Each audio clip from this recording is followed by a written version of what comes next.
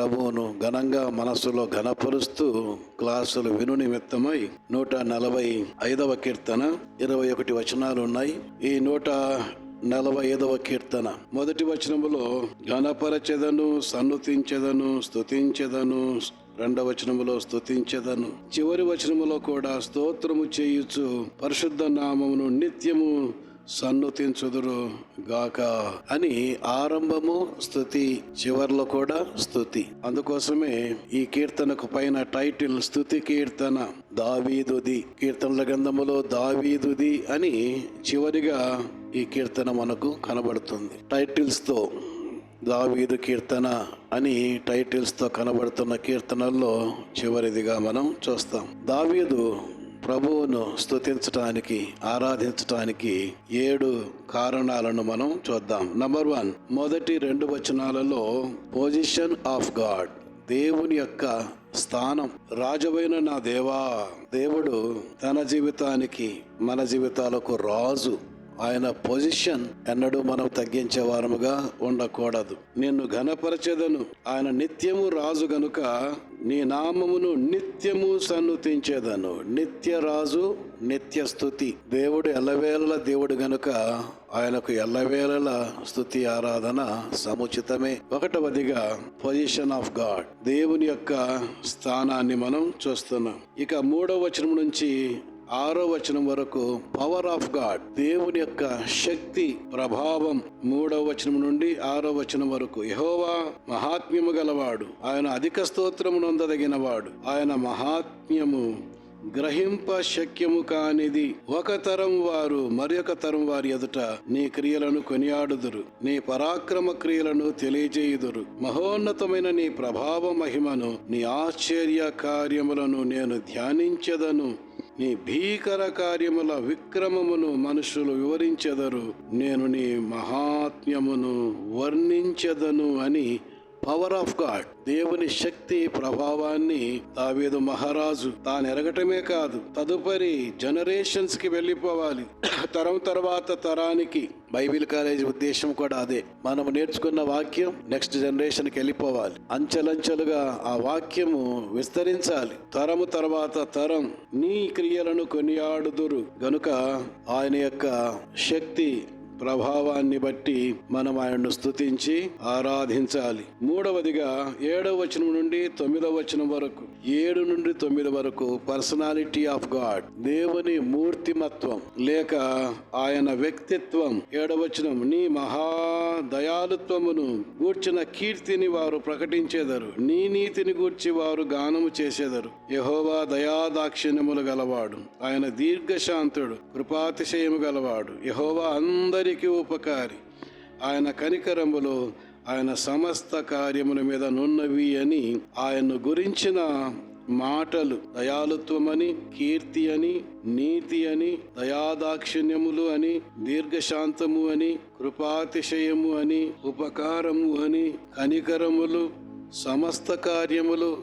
ఈ పదాలన్నిటిలో ప్రభువు దేవుని యొక్క వ్యక్తిత్వం, పర్సనాలిటీ మనకు స్పష్టంగా కనబడుతుంది. దేవా, నీ పొజిషన్ బట్టి, నీ పవర్ను బట్టి, నీ పర్సనాలిటీని బట్టి నేను స్తుతిస్తున్నాను, ఆరాధిస్తున్నాను అని ఆయన గురించి థియరిటికల్ గా మాత్రమే కాదు, అనుభవ జ్ఞానం, ప్రాక్టికల్ గా కూడా ఎరుగుచు ఆ మాటలు మన నోట పలుకుచు హృదయపూర్వకంగా ప్రభువును ఘనపరచటమే ఆయనకు మంచి స్తుతి, ఆరాధన.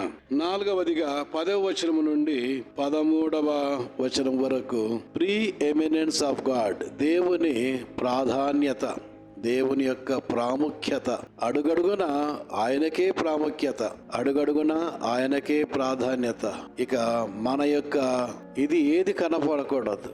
అనుదినము, అనుక్షణము, ప్రతి చోట, అన్ని విషయాలలో ఆయనకే ప్రాముఖ్యత అన్నట్టుగా 10వ వచనం నుంచి 13వ వచనం వరకు యెహోవా నీ క్రియలన్నీ నీకు కృతజ్ఞతాస్తుతులు చెల్లించుచున్నవి, నీ భక్తులు నిన్ను సన్నుతించుదురు. ఆయన రాజ్య మహోన్నత ప్రభావమును ఆయన బలమును నరులకు తెలియజేయుటకై నీ భక్తులు నీ రాజ్య ప్రభావమును గురించి చెప్పుకొందురు, నీ శౌర్యమును గురించి పలుకుదురు.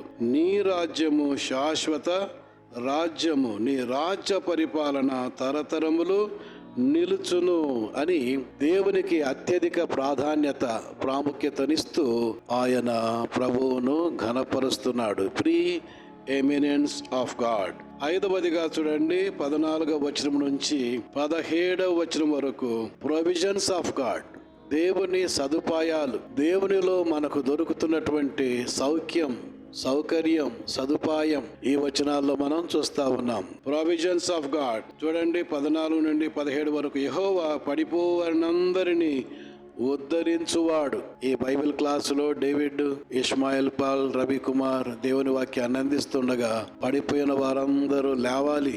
వాక్యము ద్వారా నేను పడిపోయినను తిరిగి లేస్తాను అని మీకా పలికినట్టుగా తిరిగి లేచి ఆయన కొరకు సాక్షార్థంగా బ్రతకాలి. కనుక ఆయన మనల్ని ఉద్ధరించటానికి ఈ క్లాసుల్లో దేవుడు దర్శించబోతున్నాడు. కృంగిపోయిన వారిని అందరినీ లేవనెత్తువాడు. ఈ మీటింగ్లో కృంగిపోయిన వారు ఉన్నారు. చదువులో నాకు సరిగా ర్యాంక్ రాలేదే, నేను సరిగా రాణించలేకపోయానే, వయస్సు మీరుతున్నా ఉద్యోగం రాలేదే, వయస్సు దాటిపోతున్నా పెళ్లి కాలేదే, నా ఆర్థిక అప్పులు తీరలేదే, నా జీవితం సరిగా సెటిల్ కాలేదే, ఏ విషయంలో కూడా నేను సాధించిన వానిగా లేనే అనే ఒక అసంతృప్తి జీవితంలో ఉండగా దేవుడు తన వాక్యం ద్వారా కృంగిపోయిన వారిని లేవనెత్తగలవాడు. దేవునిలో ఆ సదుపాయం మనకుంది. సర్వజీవుల కన్నులు నీ వైపు చూచుచున్నవి. మనము కూడా దేవా నీ వైపు, సర్వజీవుల్లో నేను కూడా నీ వైపు చూస్తున్నాను. ప్రతి సందేశం ద్వారా నన్ను దర్శించు. దేవుడు ఎప్పుడు దర్శిస్తాడో ప్రాణాలు చాలా తెప్పరిల్లుతాయి. జపాన్లో 10 days కాన్ఫరెన్స్ జరుగుతుంది. మొదటి రోజు ఏమీ చలనం లేదు. నేను అనుకున్నాను, ఇంత డబ్బు ఖర్చు పెట్టి కాన్ఫరెన్స్కి వచ్చాను, ఏం చలనమే లేదే అనిపించింది. 2వ రోజు కూడా లేదు. దేవా దర్శించు. అదే పనిగా టోకియోకి వచ్చాను నేను, నీవు నన్ను దర్శించాలని. ఒక్క మాట రిలీజ్ చేయదేవా. అలాగున కనిపెడుతూ ఉండగా నయమాను 7 సార్లు మునిగిన తర్వాత స్వస్థత కలిగింది. ఇన్స్టాల్మెంట్ లో మొదటి మునుగుడికి కాళ్ళు, 2వ మునుగుడుకు నడుము, 3వ మునుగుకు పొట్ట, అట్లా అంచెలంచెలుగా ఇన్స్టాల్మెంట్ బేసిస్ లో నయమాను బాగుపడలేదు. 7 పూర్తి కాగానే పసిపిల్ల దేహము లాగా నయమాన్ దేహము చాలా నూతనత్వాన్ని పొందినట్టుగా మనం చదువుతాం. అట్లాగా చివరి రోజున జపాన్ బిషప్ ఆయన నిలబడి ఒక 35 నిమిషాల సందేశం ఇచ్చాడండి. అంతే 7,000 మంది ఉన్న ఆడిటోరియం షేక్ అయిపోయింది. భూమి కంపిస్తుందా? పరిశుద్ధాత్మ దేవుడు ఆ యొక్క ఆడిటోరియం అంతా కదిలించేశాడు. ఏడువని వ్యక్తి ప్రతి వ్యక్తి బోరుమని ఏడ్చారు. లిటరల్ గా నేను కూడా ఏడ్చాను. అంతరంగాలు షేక్ చేయబడ్డాయి. ఒక మహా రివైవల్ తో అందరూ ఫ్లైట్ ఎక్కారండి. కాబట్టి దేవా నన్ను దర్శించు అని నీవు కనిపెట్టే కొలది దేవుడు ఖచ్చితంగా దర్శిస్తాడు. మరలా నన్ను దర్శించు అని కీర్తనలు పాడుకున్నారు వారు. సర్వజీవుల కన్నులు నీ వైపు చూచుచున్నవి. దేవా చూచుచున్నాను నీ వైపు అని ప్రభు సన్నిధిలో కనిపెడుతూ ఉండగా ఆయన ఖచ్చితంగా దర్శిస్తాడు. హబక్కూకు అలా కనిపెట్టాడు. 2వ అధ్యాయం 1వ వచనములో కనిపెట్టాడు. పైకి వెళ్ళి ఒంటరిగా కనిపెడుతూ ఉండగా దేవుడు ఎంత దర్శించాడో. 1వ అధ్యాయం అంతా కలవరం, చివరి అధ్యాయానికి వచ్చే లోపల కలవరాన్ని దేవుడు కీర్తనగా మార్చాడు. గనిబిలిని నిమ్మలంగా మార్చాడు. నా వ్యక్తిగత జీవితానికి, నా విద్యకి, నా ఉద్యోగానికి, నా వివాహానికి, నా సంసార జీవితానికి, నా సంఘ జీవితానికి, నా సేవా జీవితానికి అవసరమైన మాటలు నీ గ్రంథము నుంచి రిలీజ్ చేయి. నన్ను కన్స్ట్రక్ట్ చేయి ప్రభువా. సాతాడు నన్ను డిస్ట్రాయ్ చేస్తున్నాడు. డిస్ట్రక్షన్ లో నుంచి నేను కన్స్ట్రక్షన్ లోకి రావాలని మీ దగ్గర కూర్చున్నాను. నా జీవితాన్ని నిర్మించుదేవా అని ప్రభు సన్నిధిలో కనిపెట్టుకుందాం. ఆయన దగ్గర మనకు ప్రొవిజన్ ఉంది. అదే 15 తగిన కాలమందు నీవు వారికి ఆహారం ఇచ్చుదువు. నీవు నీ గుప్పిలిని విప్పి ప్రతి జీవి కోరికను తృప్తి పరచుచున్నావు. దేవా ఈ 3 దినాలు అన్ని విధాలుగా నేను తృప్తి చెందాలి. మన దేవుడు సదుపాయాలు, సౌకర్యాలు, సమృద్ధి కలిగిన దేవుడు. కనుక ఈ వచనములో మనము ఏం చూస్తున్నామండి? Provisions of God. 5 సంగతులు మనం చూచాం. 17వ వచనములో యెహోవా తన మార్గములన్నిటిలో నీతి గలవాడు, తన క్రియలన్నిటిలో కృప చూపువాడు. 5 సంగతులు. 6వదిగా 18వ వచనం 19వ వచనములో ప్రజెన్స్ ఆఫ్ గాడ్, దేవుని ప్రసన్నత 18, 19లో మనం చూస్తున్నాం. తనకు మొరపెట్టు వారికి అందరికీ, తనకు నిజముగా మొరపెట్టు వారికి అందరికీ యెహోవా సమీపముగా ఉన్నాడు. తన యందు భయభక్తులు గల వారి కోరిక ఆయన నెరవేర్చును. నమ్మండి మాట. ఎప్పుడు ఆయన నీకు సమీపముగా. ఎంతమందికి సమీపంగా ఉంటాడు? సామాన్యుకు ఒక్కనికా? శంకర్కి ఒక్కనికేనా? ఇస్మాయిల్ పాల్కు ఒక్కనికేనా? డేవిడ్కి ఒక్కనికేనా? అందరికీ. తనకు నిజముగా మొర్రపెట్టు వారికి అందరికీ అన్నమాట అండర్లైన్ చేయండి. He is not at all partial, he is impartial. నువ్వు నిజముగా నీ జీవితాన్ని కుమ్మరించాలే కానీ యెహోవా సమీపముగా ఉన్నాడు. Presence of God you can feel, you can experience. ఆయన ప్రసన్నతను నీవు చూడవచ్చును. యెహోవా సమీపముగా ఉన్నాడు. భక్తుల కోరిక ఆయన నెరవేర్చును.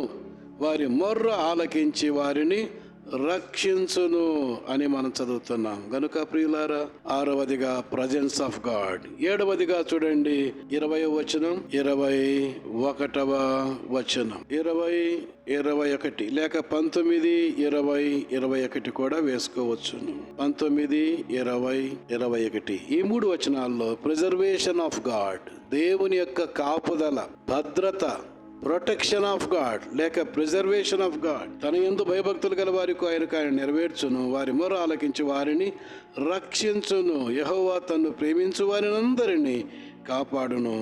అయితే భక్తిహీనులందరినీ ఆయన నాశనము చేయును. కనుక ప్రిజర్వేషన్ ఆఫ్ గాడ్, ఆయన యొక్క ప్రొటెక్షన్ ఆఫ్ గాడ్ ఈ వచనములో చూస్తున్నాం. నిజంగా నీవు రక్షణ కోరుకుంటే ఆయన రక్షిస్తాడు. నీవు మొర చేస్తే ఆయన రక్షిస్తాడు. ఈ మీటింగ్లో ఇంకా ఎవరైనా రక్షణ పొందక ఇంకా పాపంలోనే పుట్టి పాపంలోనే పెరిగి పాపాన్ని జుర్రుకుంటూ పాతాళానికి వెళ్ళిపోతుంటే, అయ్యా ఆరణ అగ్నిగుండం, నరకాగ్నిగుండం నేను సహించలేనయ్యా, నీ రక్షణ నాకు కావాలి, ఇదిగో నీ రెక్కల నీడకొస్తున్నాను, నీ సిలువ చాటుకొస్తున్నానయ్యా, నీ సిలువ రక్తములో నన్ను కడుగు, నా పాపాలన్నీ క్షమించు, నరకాగ్ని నుండి నన్ను తప్పించు, రక్షకా నన్ను రక్షించు అని నీవు ఈ కూడికలో యేసయ్య పాదాల మీద పడి పాపాలు ఒప్పుకుంటే ఆయన ఖచ్చితంగా నిన్ను రక్షిస్తాడు.